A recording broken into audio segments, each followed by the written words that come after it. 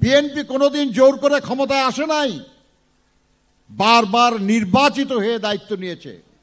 এমনকি শহীদ রাষ্ট্রপতি জিয়াউর রহমানকে যখন সিপাহী জনতা বিপ্লব করে রাষ্ট্র ক্ষমতায় অধিষ্ঠিত করেছিলেন, তখনও তিনি জনগণের সমর্থন নেওয়ার জন্য তার রাষ্ট্রপতি পদ গ্রহণ এবং দেশের কল্যাণের জন্য ঘোষিত 19 দফা কর্মসূচির উপর তিনি গণভোট করেছিলেন, জনগণের সম্মতি নিয়েছিলেন।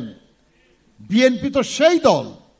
কাজে আগামী দিনও বিএনপি জনগণের প্রতি যে দায়বোধ, যে বিএনপির আদেশে, যে বিএনপির নির্দেশে, যে বিএনপির পরামর্শে এদেশের আমাদের দলের অসংখ্য মানুষ গুম হয়েছে, খুন হয়েছে, নির্যাতিত হয়েছে, সেই বিএনপি নির্বাচনের মাধ্যমেই রাষ্ট্র পরিচালনার দায়িত্ব পেতে চায়, ষড়যন্ত্র করে না। কিন্তু সেই দায়িত্ব পাওয়ার জন্য নির্বাচনের মাধ্যমে বিএনপি আসবে। আর জনগণের সমর্থন ছাড়া নির্বাচনে জেতা যায় না। আমাদের নেতা জনাব তারেক রহমান বলেছেন যে জনগণের আস্থা অর্জন করুন, জনগণের ভালোবাসা অর্জন করুন। দেশনেত্রী বেগম খালেদা জিয়া বলেছেন, আমি এর আগের এক মিটিংয়ে বলেছিলাম আপনাদের, যে আমাদের নেতা কর্মীদেরকে বলুন তারা শান্তভাবে মানুষের সঙ্গে যেন মেশে, তারা যেন মানুষের ভালোবাসা এবং শ্রদ্ধা অর্জন করে। সেটা করতে পারলেই শুধু আমরা আগামী দিনে জনগণের সমর্থনে রাষ্ট্র পরিচালনার দায়িত্ব নিতে পারব। বছর শেষের খুশি নগদে হবে বেশি। নগদ পেমেন্টে নির্দিষ্ট ক্যাটাগরির কেনাকাটায় 300 টাকা পর্যন্ত ক্যাশব্যাক। সম্প্রতি আমাদের যারা এখন দায়িত্ব আছে, আমি বলি যে তারা জোর করে দায়িত্বে নাই। এই সরকার জোর করে দায়িত্ব নেয় নাই, আমরাই তাদেরকে দায়িত্ব দিয়েছি, এদেশের জনগণই তাদের দায়িত্ব দিয়েছে। কিন্তু তাদের মধ্যে 2-4 জনের কিছু কথা একটু অন্যরকম মনে হয়। আর আপনারা জানেন যে আমি শহীদ জিয়ার সঙ্গেও কাজ করেছি, কর্মী। উনি প্রতি সপ্তাহেই প্রায় আমাদের সঙ্গে নির্বাহী কমিটির যারা কর্মকর্তা ছিলাম উনি বসতেন। আমাদের ভারপ্রাপ্ত চেয়ারম্যান সাহেব সপ্তাহে একদিন না, কখনো কখনো সপ্তাহে 2-3 দিনও আমাদের সঙ্গে বসেন।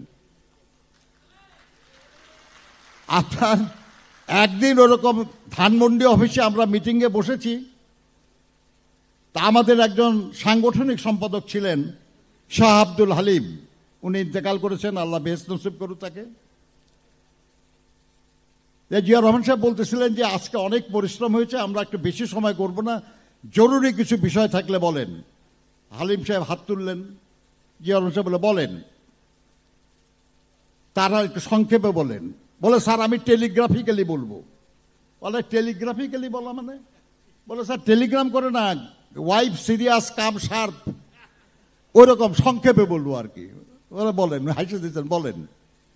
শাহ হালিম সাহেব শুরু করলেন, আমাদের মধ্যে যারা পদগুণে বুদ্ধিমান এবং পতাকা গুণে শক্তিমান, নামের আগে মাননীয়, পরে মহোদয়, সামনে পতাকা, পিছনে পুলিশ।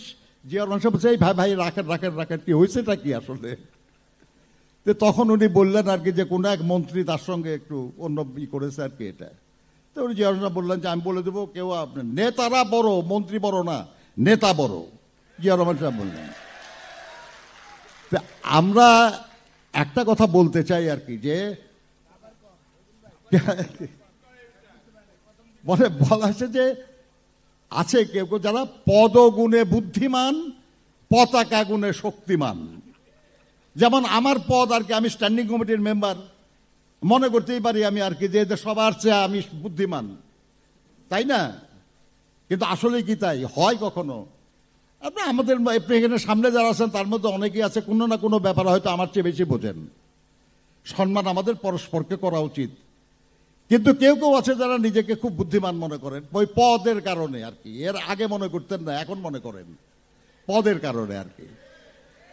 তো আমরা খালি একটা জিনিস বলতে চাই আর কি, যে হয় এটা মানে পদগুণে অনেকে নিজেকে বুদ্ধিমান ভাবে, পতাকা গুণে অনেকে নিজেকে শক্তিমান ভাবে, কিন্তু যখন পতাকা থাকে না তখন শুধু যে ডান্ডার উপর পতাকা থাকে ওইটা থাকে আর কি, তাই না?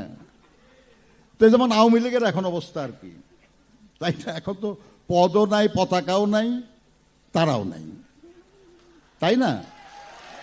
তো এখন আমরা শুধু বলবো এই কারণে, আপনি বিএনপি নেতাদের সম্পর্কে যে কেউ কথা বলবেন একটু চিন্তা করবেন শুধু আর কি, যে এই দলটা গত 16 বছর দেখে একটা স্বৈরাচারী সরকারের বিরুদ্ধে অব্যাহতভাবে লড়াই চালিয়ে এসেছে, এবং এই দলের এত মানুষ গুম হয়েছে, খুন হয়েছে, লক্ষ লক্ষ নেতা কর্মীর বিরুদ্ধে মামলা দেওয়া হয়েছে, তারা এত কষ্ট করেছে, এবং এই লড়াইয়ের ধারাবাহিকতাতেই আজকের এই পরিবর্তন।